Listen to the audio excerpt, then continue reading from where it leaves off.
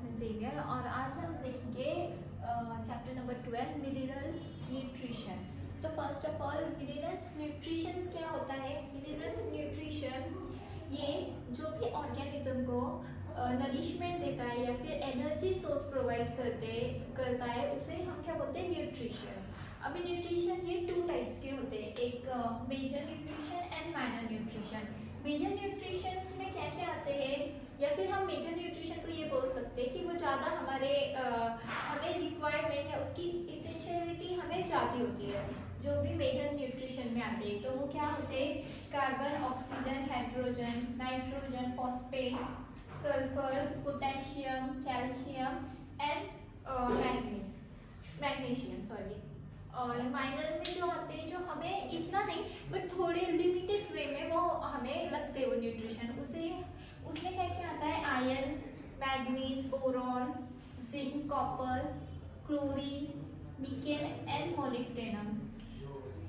तो इसका मतलब समझा आपको कि ये जो है ये मेजरली हमें ज़्यादा लगते हैं और ये माइनरली हमें थोड़े से कम हम बोल सकते हैं कि कम वे में हमें ये लगते हैं एक ऑर्गेनिज्म को। नाउ जो नेक्स्ट है कि अब ये सब है 17 एलिमेंट्स जो हमारे ऑर्गेनिज्म को या फिर एक ऑर्गेनिज्म को या प्लांट को डेवलप करने के लिए हेल्प करते हैं। तो उसकी इसेंशियलिटी क्या है? मतलब उसके 3 क्राइटेरिया कि वो पार्ट्स ऑफ बायोमोलिक्यूल्स होना चाहिए, कि वो एक पार्ट्स ऑफ बायोमोलिक्यूल्स में हेल्प करते हैं या फिर वो एक एनर्जी सोर्स टाइप हेल्प करते हैं एटीपी। और लास्ट आता है एक्टिवेट और इनिबिट एंजाइमेटिक एक्शन। अब ये लोग एक्टिवेट होते हैं जब भी एंजाइमेटिक एक्शन इनिबिट होता है। जैसे कि फॉर एग्जांपल यहाँ पे मैग्नीशियम जो रुबिस्को एंड पेप्को में इनिबिट होता है ये एंजाइमेटिक एक्शन में, और मोलिब्डेनम ये नाइट्रोजनस में एक्टिवेटेड होता है। नाउ द नेक्स्ट है क्राइटेरिया फॉर इसेंशियलिटी।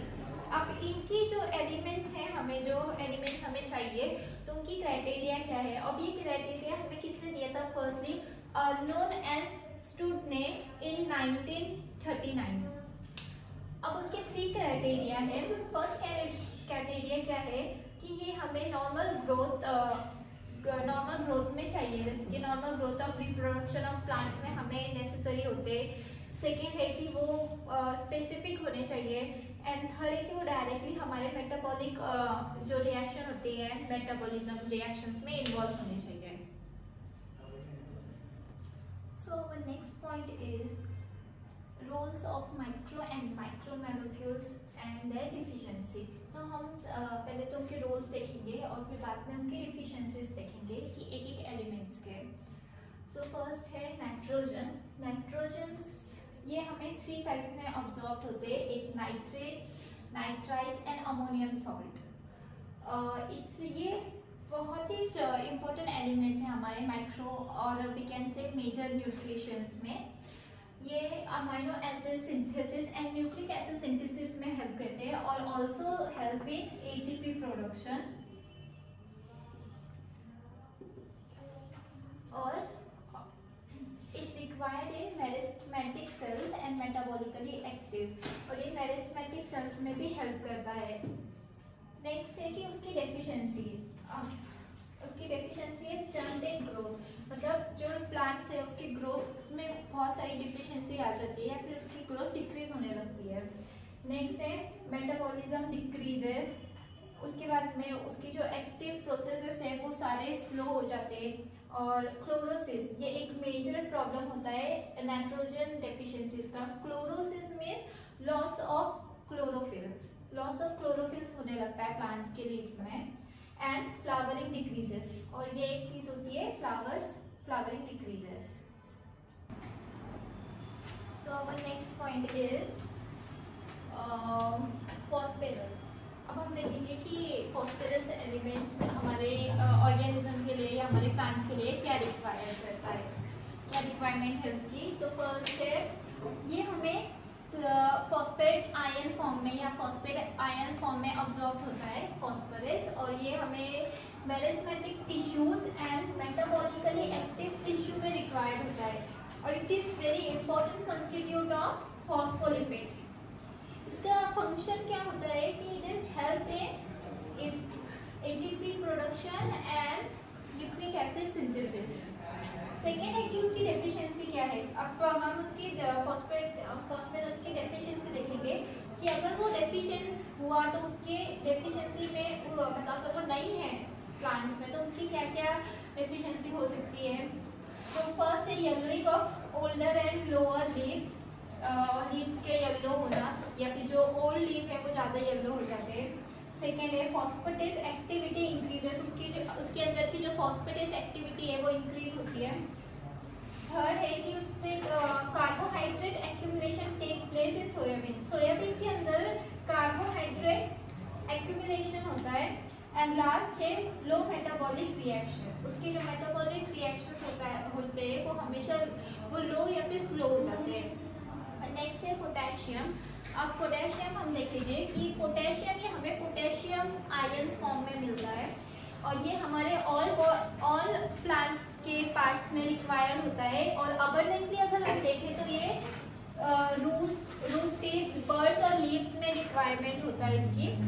एंड इसके मेन फंक्शंस है प्रोटीन सिंथेसिस और ये मेंटेन करता है टर्बिडिटी और anion and cations of the cells, अनायनिकेशन।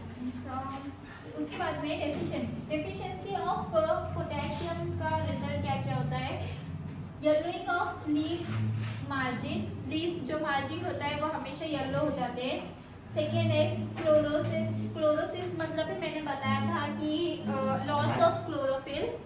And necrosis of leaf margin tip, necrosis मतलब है लॉस ऑफ क्या बोल सकते हैं हम, tissue, loss of tissue.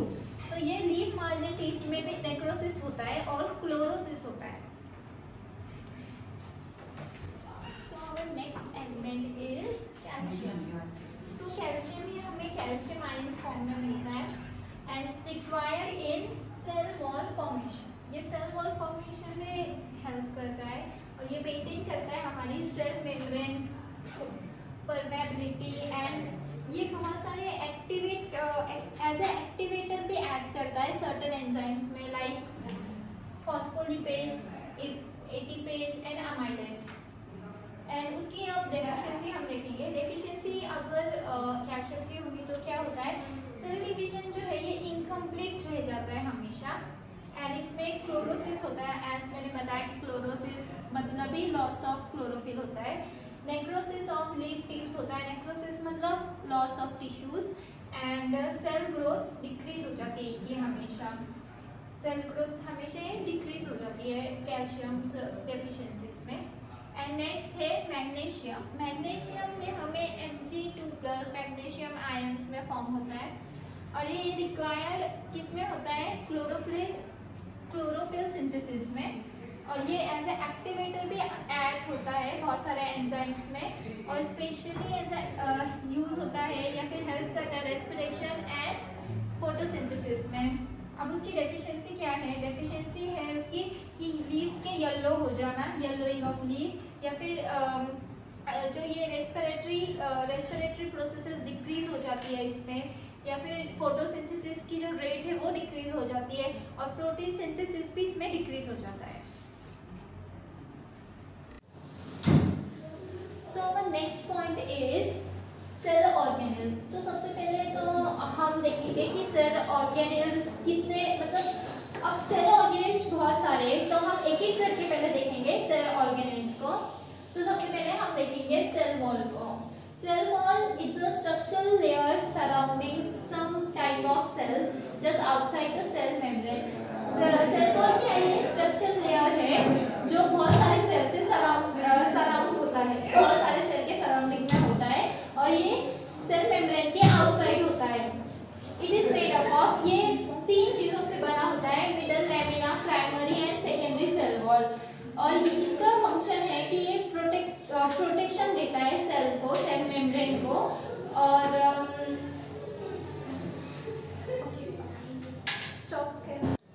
Okay, सो हमारा नेक्स्ट पॉइंट है सेल ऑर्गेनेल्स। तो हमारे बहुत सारे सेल ऑर्गेनेल्स है तो हम उसे एक एक करके देखेंगे। तो फर्स्ट हम देखेंगे सेल वॉल। तो cell wall, what is cell wall? Cell wall is a structural layer surrounding some type cell, मतलब सेल वॉल ये एक स्ट्रक्चर लेयर है जो कुछ सेल के सराउंडिंग में होता है, मतलब तो कोई कुछ सेल टाइप्स के सराउंडिंग में होता है और ये सेल मेम्ब्रेन के आउटसाइड होता है और ये 3 चीजों से बना होता है, middle lamina, primary and secondary cell wall. इसका फंक्शन है कि ये स्ट्रक्चर सपोर्ट करता है, मैकेनिकल सपोर्ट करता है और प्रोटेक्शन देता है सेल को। Next thing is cell membrane. अभी सेल मेम्ब्रेन क्या होता है? Cell membrane is a biological membrane that separates the interior of all cells from the outside environment.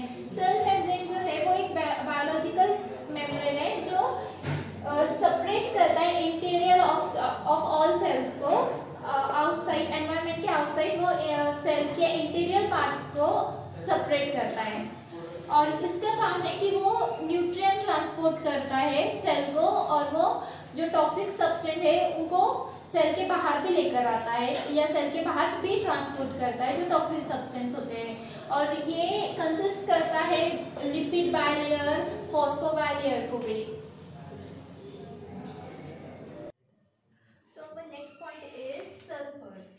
अब ये सल्फर जो है ये हमें सल्फेट फॉर्म में ऑब्जॉर्व होता है इन नेचर और ये एक मेन कॉन्स्टिट्यूट है 2 अमीनो एसिड का, एक है विथरीन और एक है सिस्टीन और इसका काम है विटामिन सिंथेसिस में भी ये हेल्प करता है लाइक बायोटिन एंड थायमिन और फॉर्मेशन में भी ये हेल्प करता है जैसे कि कोएंजाइम ए और नोडल्स फॉर्मेशंस। एंड अब उसकी डेफिशिएंसी हम देखेंगे कि उसकी डेफिशिएंसी सिम्टम्स क्या हो सकते हैं कि जो यंगर लीव्स होते हैं वो हमेशा येलो होने लगते हैं अगर उसमें सल्फर की डेफिशिएंसी है तो, और जो रूट होते हैं तो रूट की जो ग्रोथ होती है वो एक्सेसिव होने लगती है। अब नेक्स्ट है आयरन।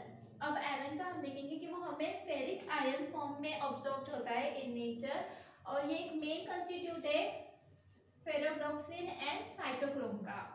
अब ये हेल्प करता है हमारे ईटीसी साइकिल में जो रेस्पिरेटरी एंड फोटोसिंथेसिस पाथवे में होती है और क्लोरोफिल पाथवे में भी ये बहुत हेल्प करता है।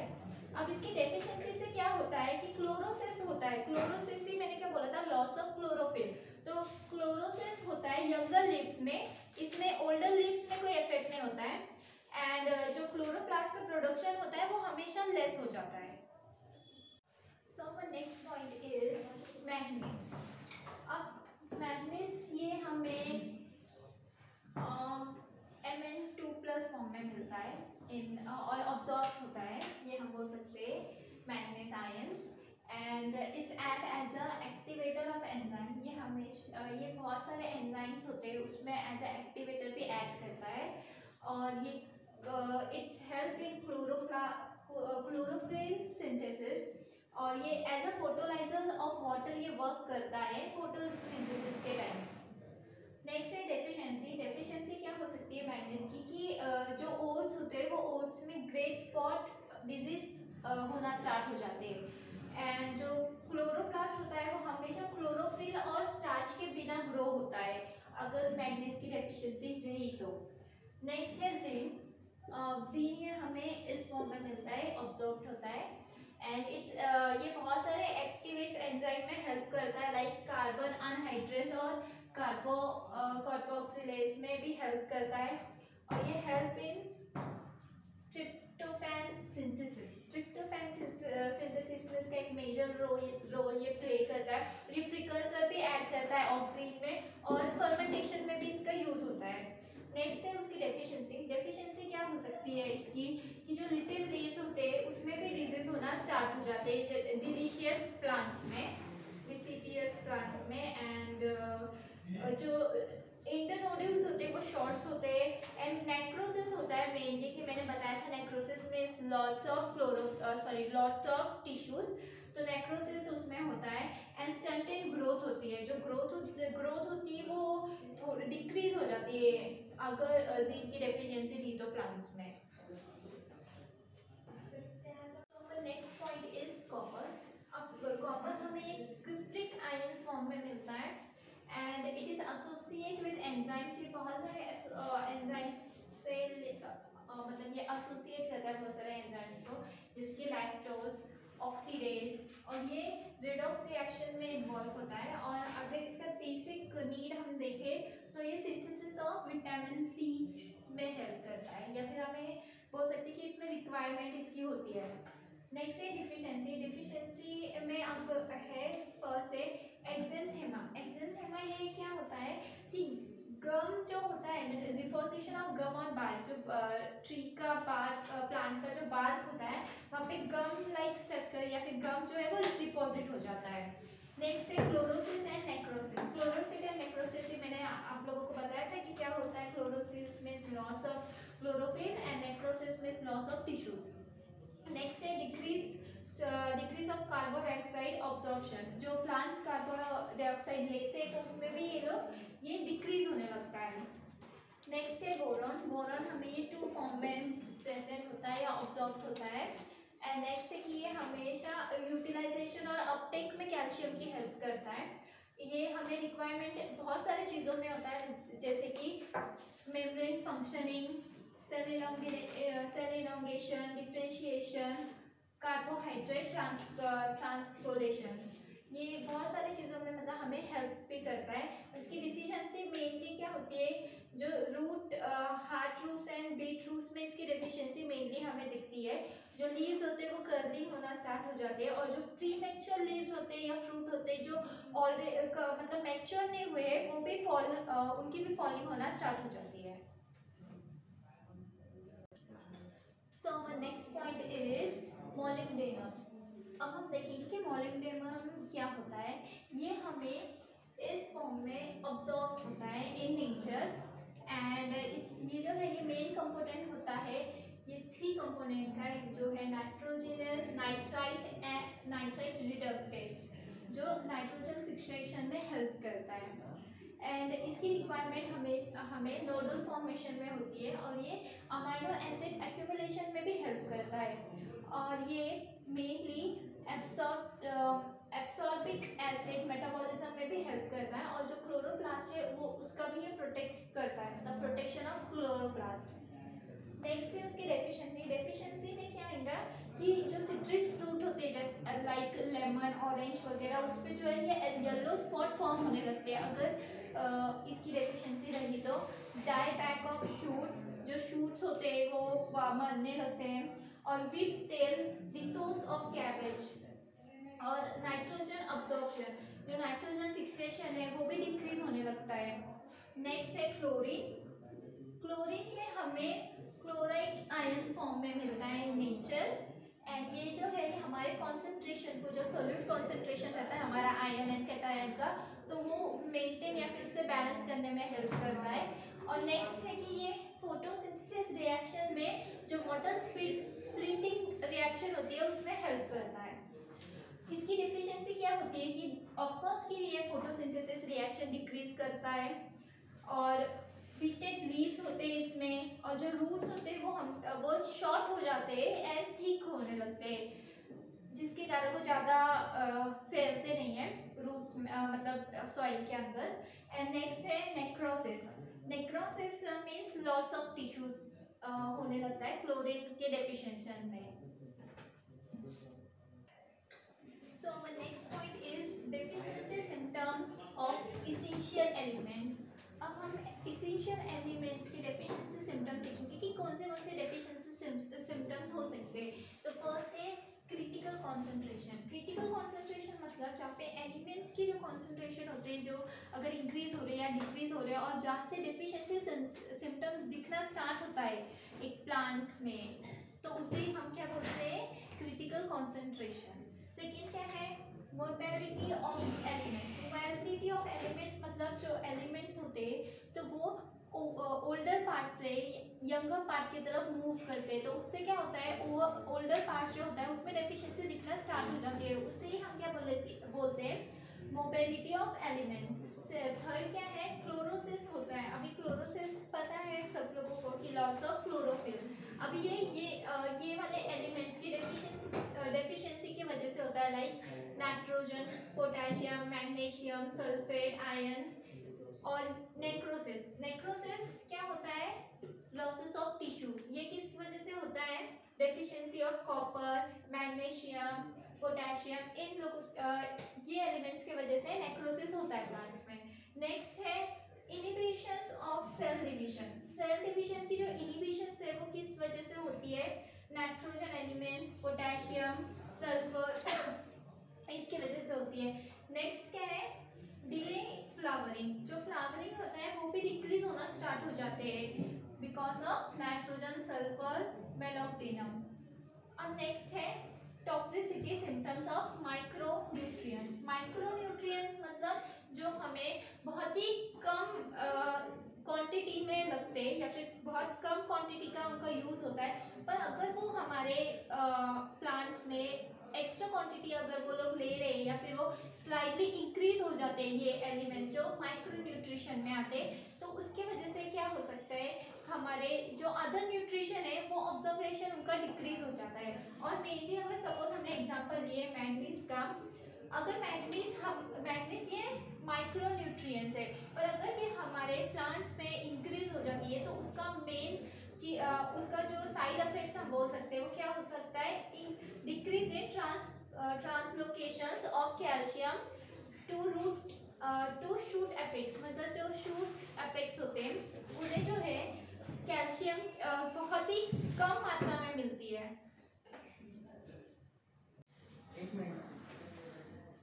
सो नेक्स्ट हमारा नेक्स्ट पॉइंट है soil as reservoir of essential nutrients.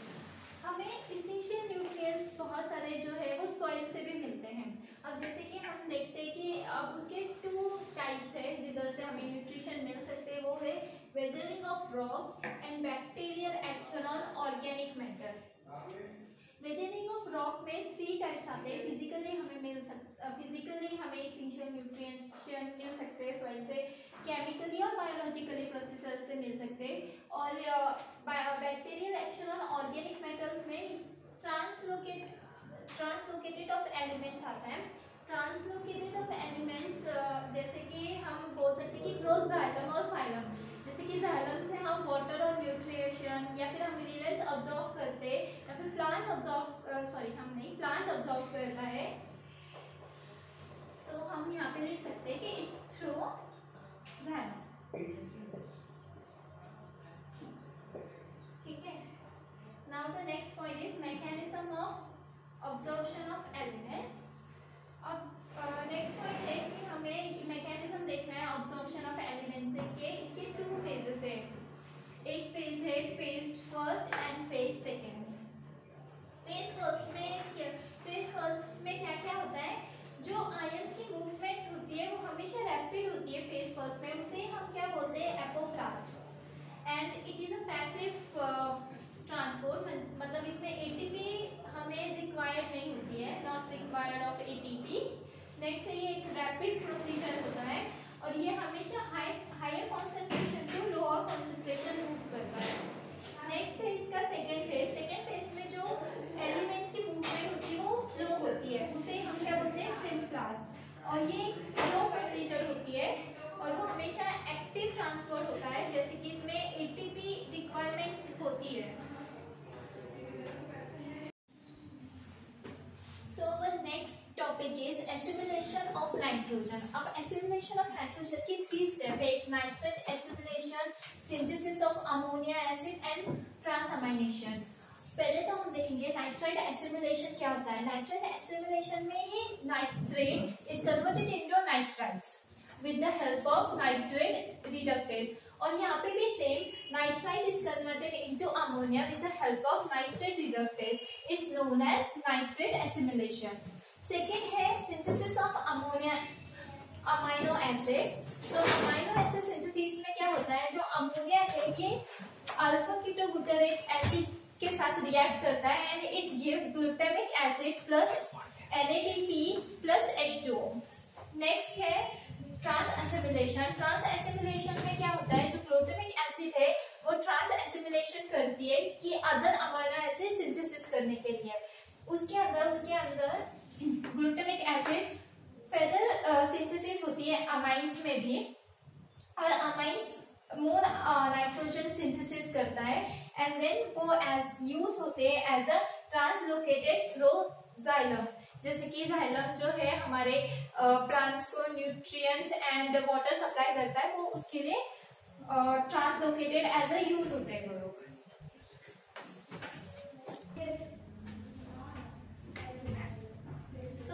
Next topic is nitrogen metabolism and nitrogen fixation. Nitrogen metabolism क्या होता है कि हमें नाइट्रोजन ये हमेशा गैसेस फॉर्म में मिलते हैं या फिर हम गैसेस फॉर्म में हमारे अर्थ पे प्रेजेंट होते हैं, तो उसे प्लांट जो है वो कंज्यूम नहीं कर सकता, इसलिए नाइट्रोजन को हमेशा अमोनियम या फिर अदर फॉर्म में भी कन्वर्ट होना पड़ता है, जिसके नाइट्रोजनस सॉल्ट में वो कन्वर्ट होना पड़ता है, तब जाके वो एक प्लांट उसे कंज्यूम कर सकता है। तो उसे ही हम क्या बोलते हैं, नाइट्रोजन मेटाबॉलिज्म या नाइट्रोजन फिक्सेशन। ये नाइट्रोजन मेटाबॉलिज्म ये नाइट्रोजन साइकिल से होता है, through nitrogen cycle. And nitrogen fixation के 3 स्टेप है। एटमॉस्फेरिक फिक्सेशन इसका फर्स्ट स्टेप है। इसमें जो है नाइट्रोजन एंड ऑक्सीजन ये दोनों को मिला के NO फॉर्म होता है, एंड इसमें नाइट्रोजन एंड हाइड्रोजन को मिक्स मिला के NO2 nitrate and nitride form होता है। नेक्स्ट है इंडस्ट्रियल फिक्सेशन। ये सेकेंड स्टेप है नाइट्रोजन फिक्सेशन का। इंडस्ट्रियल फिक्सेशन में जो हीलियम है एंड नाइट्रोजन है वो अमोनियम फॉर्म करता है, एंड नेक्स्ट है अमोनियम और कार्बन डाइऑक्साइड ये यूरिया फॉर्म करता है। ओके, एंड लास्ट है स्टेप इसका बायोलॉजिकल फिक्सेशन। बायोलॉजिकल फिक्सेशन में 2 टाइप्स आते हैं, एक फ्री लिविंग बैक्टीरिया होते हैं और एक सिम्बायोटिक बैक्टीरिया होते हैं। फ्री लिविंग बैक्टीरिया के एग्जांपल है ये azo. So the next point is nodule formation. अब हम देखेंगे कि नोड्यूल फॉर्मेशन क्या होता है। अब रूट्स ऑफ जो लेग्यूम्स होते हैं वो बहुत सारे केमिकल, डिफरेंट टाइप के केमिकल सिक्रेट करते हैं, और जो बैक्टीरिया होते हैं वो भी रूट हेयर्स को ज्वाइन करके एक नोट टाइप का फैक्टर वो लोग रिलीज करते हैं। वही नोट से क्या कॉजेस होता है, कर्लिंग ऑफ रिएक्शन ये कॉज होता है ये नोट फैक्टर से। अब उसमें जो है वो formation of infectious thread form होता है। अब ये इन्फेक्शियस थ्रेड के ये 2 स्टेप में डिवाइड होते हैं, एक है nitrogen fixing and second is bacteroids. Bacteroids और नाइट्रोजन फिक्सिंग का काम क्या होता है कि ये मेंटेन अनएरोबिक कंडीशन, और बैक्टीरियोइड्स का काम क्या होता है ये initiate cell division in cortex. ये है नोड्यूल फॉर्मेशन का। अब हम देखेंगे नेक्स्ट अमोनिफिकेशन। अमोनिफिकेशन मींस ये क्या होता है, अमोनिया फॉर्मेशन। अमोनिया फॉर्मेशन के स्टेप है ये। फर्स्ट प्रोटीन जो है ये पहले अमीनो एसिड में कन्वर्ट होता है with the help of water H2O, और उसके बाद में फिर से ये ऑर्गेनिक एसिड में कन्वर्ट होता है and then it's give ammonia. It is ammonia formation. Second उसके बाद में आता है नाइट्रिफिकेशन। नाइट्रिफिकेशन ही क्या होता है, ये एक टू वे में हम इसे देख सकते हैं। जो फर्स्ट वाली स्टेप है ये है नाइट्रेट फॉर्मेशन एंड ये है नाइट्राइट फॉर्मेशन। सो इसमें नाइट्रेट फॉर्मेशन में क्या होता है, ammonia and water is converted into nitrate and plus it give energy. And next में क्या होता है, जो नाइट्रेट है वो ऑक्सीजन को मिलके plus oxygen it's give nitrate. Okay.